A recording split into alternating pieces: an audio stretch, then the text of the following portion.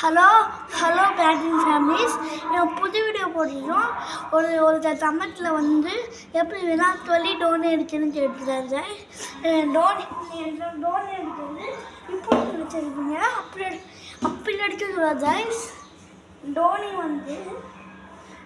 வந்து இப்படி மேலே ஹைலைட் தூக்கிட்டு அப்படியே ஸ்லோ லைட் தூக்கிட்டு இப்படி அடிக்காது கைஸ்.